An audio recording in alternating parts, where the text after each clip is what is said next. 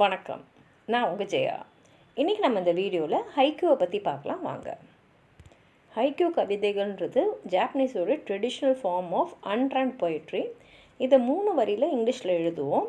அதாவது 5, 7, 5ன்ற சிலபிளில் இந்த லைன்ஸ் அமைஞ்சிருக்கும். ஹைக்கூ போம்ஸ் பார்த்திங்கன்னா இயற்கையை பற்றி, சீசன்ஸை பற்றி, இல்லை அந்த நிமிஷத்தில் தோணக்கூடிய உணர்வுகளை பற்றி, ஒரு கற்பனையை பற்றி, இதை பற்றி தான் இருக்கும். அந்த ஹைக்கூவை படிக்கும் போதே மனசுக்குள்ளே அப்படியே ஒரு இலுமினேஷன், ஒரு நல்ல ஒரு ஃபீல் வரும். ட்ரெடிஷ்னலான ஹைக்கூ பார்த்திங்கன்னா ஸ்பெசிஃபிக்கான எலிமெண்ட்ஸ், அதாவது சீசனல் வேர்ட்ஸ் கீகோ அது கூட யூஸ் பண்ணியிருக்கோம். இப்போ நம்ம ஹைக்கூவை கொஞ்சம் ஃப்ளெக்சிபிளாக யூஸ் பண்ணியிருக்கோம். ஆனால் 575ன்ற சிலபிள் மட்டும் இன்னும் ஒரு காமன் கைட்லைனாக தான் இருக்குது.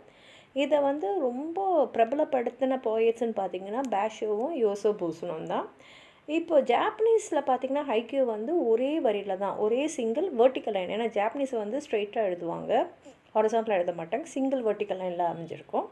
ஆனால் இங்கிலீஷ்லேயும் மற்ற மொழியிலும் பார்த்திங்கன்னா இதை ஹைக்கூஸை ஒரு 3 வரிங்களில் வர மாதிரி எழுதுவாங்க.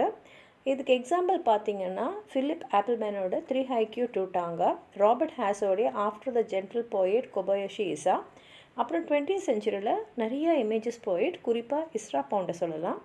இப்போ ஹைக்கூவோடைய மாஸ்டர் ஆஃப் த ஃபார்மாக இருந்த பாஷோவோடைய ஒரு ஹைக்கூ கவிதையை பார்க்கலாம். And old silent pond 5 syllable, a frog jumps into the pond 7 syllables, splash silence again 5 syllables.